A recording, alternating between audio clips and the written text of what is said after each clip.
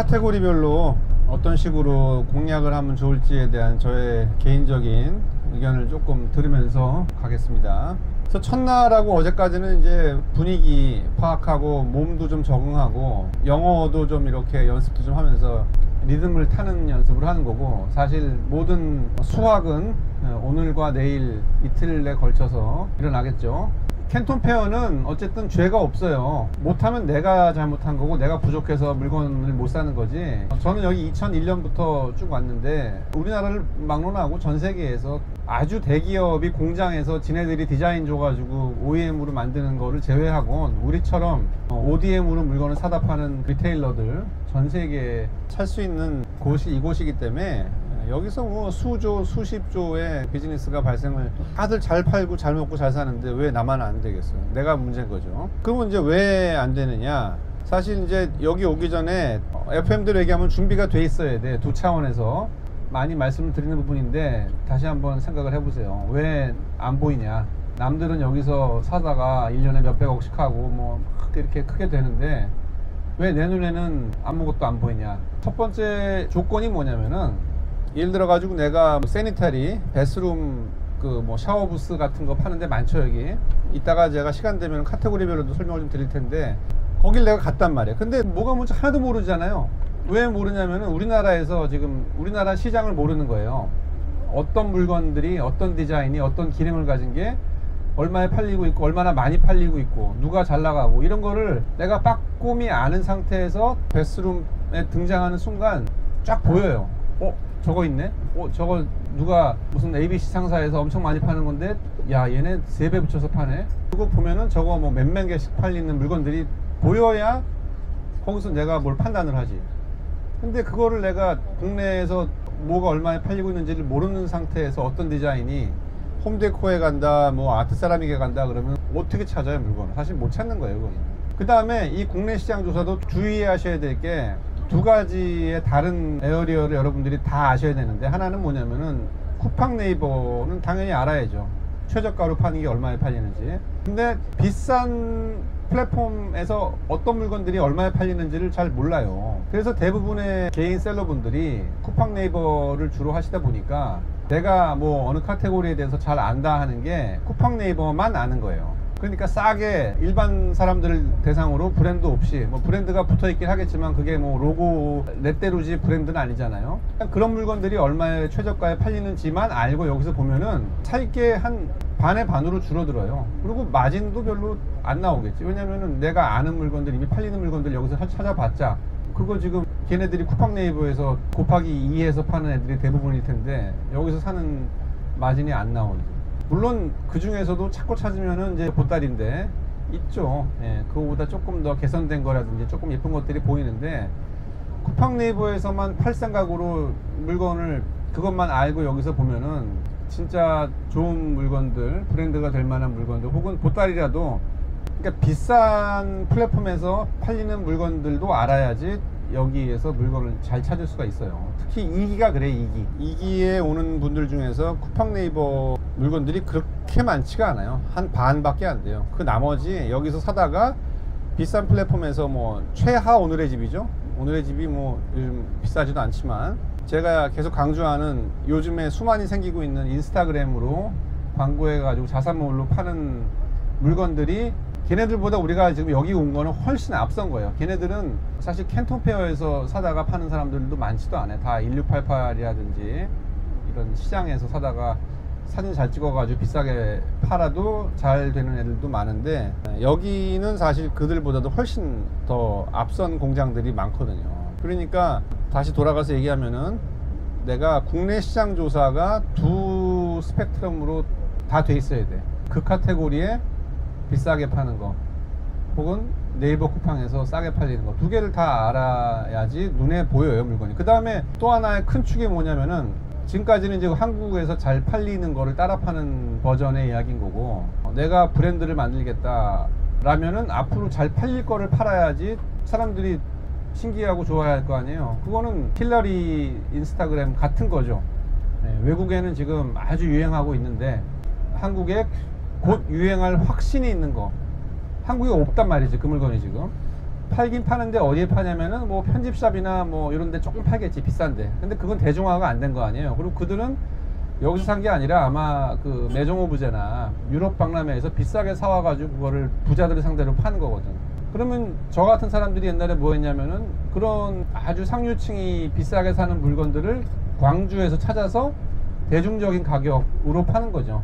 그랬을 때 이제 사람들이 확 터지는 거죠. 그래서 그런 거를 찾는데, 그걸 찾으려면은 아까 제가 보여드린 힐러리라든지 뭐 뉴욕 매거진에서 뭐 하는 스트래티지스트라든지 외국의 브랜드라든지 이런 거를 많이 알아야죠. 뭐 예를 들어 가지고 이제 제너럴 세라믹에 가면은 접시들, 그죠?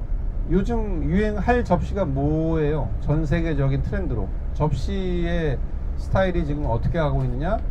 그거는 외국 사이트 조금만 본 분들은 금방 알 거란 말이에요. 왜냐하면 요즘에는 돌 느낌, 거친 느낌, 그죠? 핸드메이드 느낌, 동그란 게 아니라 약간 좀 이렇게 우글우글하고 이런 게 지금 국제적으로 휩쓸고 있단 말이에요. 그럼 우리나라도 글로벌 나라인데 아무리 처져도 금방 유행하겠지. 그리고 이런 셀럽들이 그런 것들을 야금야금 팔잖아요. 비싸게 사와가지고. 그럼 그렇게 외국에서 지금 뭐가 트렌드다, 뭐 가까운 일본이라든지 일본에서 유행하는 것들 뭐 많이 아시는 분들도 쉽겠지. 그런 걸 아는 상태에서 딱 세라믹 가면은 보이지, 그게 반짝반짝 눈에 띄는 거죠. 그리고 아니나 다를까 가보면은 바이어들이 바글바글해요. 그러니까 이런 두 가지 차원, 그죠? 외국에서 지금 내 그 카테고리에서 아주 트렌디한 게 뭔지, 그리고 한국에서 지금 유행하는 게 뭔지, 얼마에 팔리는지, 두 가지 차원을 아는 카테고리를 가야지 내가 물건을 살 수가 있는 거예요. 그래서 이거를 모르는 카테고리에 가서 아무리 내가 노력을 하고 뭐 발품을 팔아봤자 안 보여요. 안 보이고 뭐 도움은 되겠지만, 그래서 이게 뭐 우리가 한 열을 본다 그러면 뭐 그런 마음으로 다 볼 수 있겠지만, 이제 이틀밖에 안 남았다고 보면은 이제 집중을 좀 해야 돼. 내가 그나마 남들보다 좀 트렌드한 거를 좀 많이 알고 국내 시장 상황을 좀 안다. 그럼 그 카테고리에 가서 뒤져서, 사실은 여기 켄토는 공장 한 개만 딱 메이드를 해도 6개월 장사를 충분히 하는 거니까, 오늘 뭐 한 오전까지만 좀 더 욕심을 내시다가 안 되면은 이제 오후와 내일은 이제 집중을 좀 해야 되는 시점이 온 거예요. 그 다음에 지금까지는 이제 FM적인 아름다운 이야기인 거고, 여기 켄톤을 제가 추천한 분들이 뭐냐면은 전혀 시장 조사라든지 상품 감이 아예 없는 분들, 그런 분들은 답이 안 나오잖아요. 왜냐하면 시장 조사를 가르쳐 드려도 어떻게 할 줄을 모르는 분들도 있거든요. 저도 나이가 52이지만 저도 한 46부터는 안 보여요.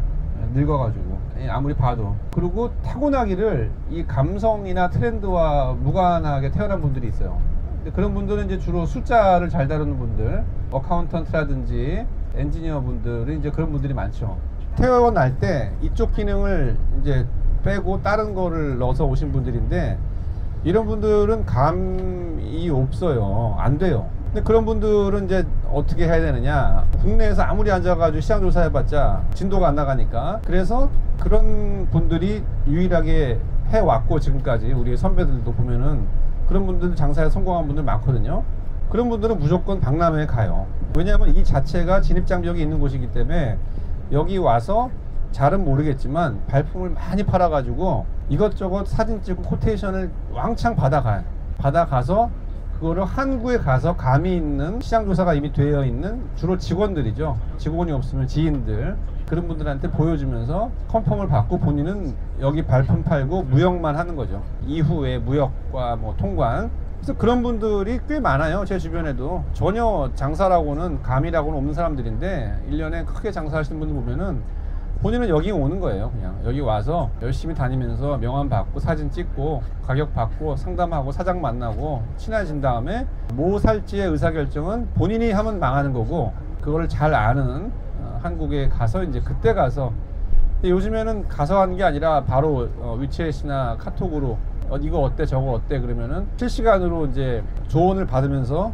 조금 더 그런 걸 찾아봐라 그러면 이제 본인은 심부름만 하는 거죠. 그러니까 감이 없는 사람이 장사를 해서 성공할 수 있는 게 유일한 방법이 이런 현장에 가장 끝단에 와가지고 박람회를 참관하면서 장사에 물꼬를 튼다, 이런 케이스도 뭐 아주 나쁜 시나리오는 아니에요. 왜냐하면은 제가 항상 세 가지 얘기하잖아요. 본인이 잘하는 분야, 그 다음에 한국에서 잘 팔릴 분야, 그리고 그걸 내가 살 수 있느냐. 근데 제일 어려운 게 살 수 있느냐거든. 근데 여기는 살 수 있는 곳이잖아요.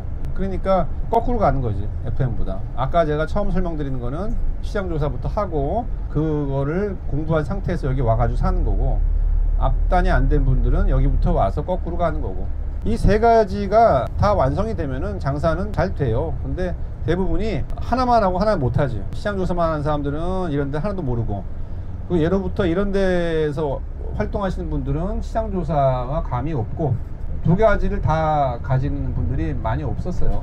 여기까지 온 거는 이제 일반인들하고는 좀 다른 버전이에요. 두 가지를 다 하러 온 거니까. 그 다음에 한 가지 제가 덧붙여서 설명드릴 게, 캔톤 페어가 좋긴 한데 MOQ가 문제죠. MOQ가 얘네들이 1000개, 2000개, 3000개, 뭐 5000개 얘기하는 거는 상당히 은유적인 이야기입니다. 걔네들의 목표예요. 여기 올 때 작전을 짠 거죠. 아, 얘는 2000개, 얘는 3000개.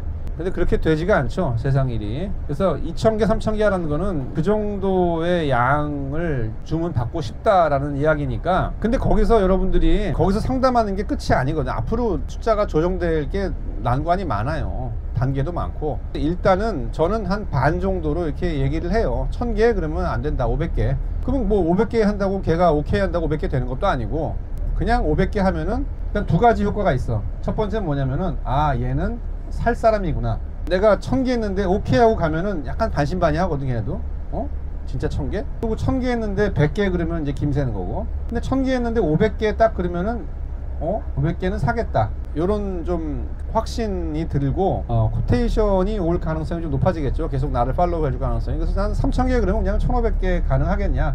대신 물건의 수량을 좀 늘리겠다. 제가 여기 오기 전에 그 MOQ 깎는 거 좋은 강의를 했는데 여러분들 많이 안 오셨죠. 제가 우리 직원들 시니어 MD가 되면 그때나 이제 얘기해주는 얘기들인데, 여러분들한테 잘 설명을 드렸으니까 그 영상을 잘 참조하시고, MOQ를 일단 현장에서 한 번은 그렇게 반 정도로 얘기해 놓고, 그 다음에 이제 얘도 그 프로덕션 매니저한테 물어봐야 되고, 뭐 여러 가지 따질 게 많아요. 근데 일단은 반을 꺾어 놔야 그 다음 네고시에이션 하기가 좀 수월해집니다.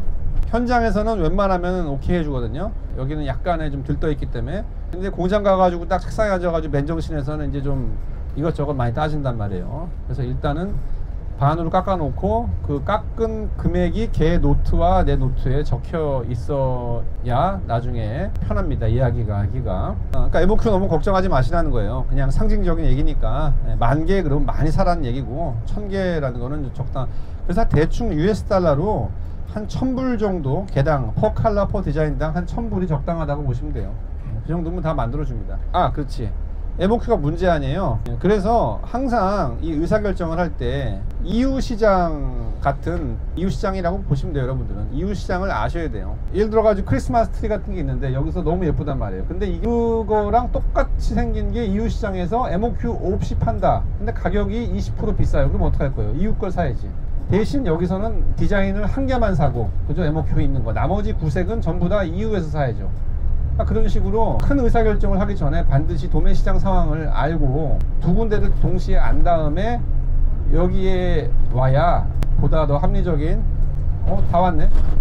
카테고리 얘기는 내일 해야겠네요. 문을 빌 테니까 열심히 하시고, 나머지 카테고리 얘기는 내일 할게요. 안녕히 계세요.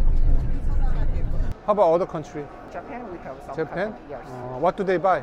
Can you tell me which item Japanese buy? Like this item. Which size sells better? Small one or big one? It depends. If you sell to some chain stores, they prefer small size. But if you supply to some online retailers, if they sell directly to end users, they prefer the big size. 일본에서 잘 나가는 것들 지금 온라인에서. This one? This one. box packing? Box packing, Like this? Yeah, this one is 100 MOQ. 100? Yes. Oh, thank you.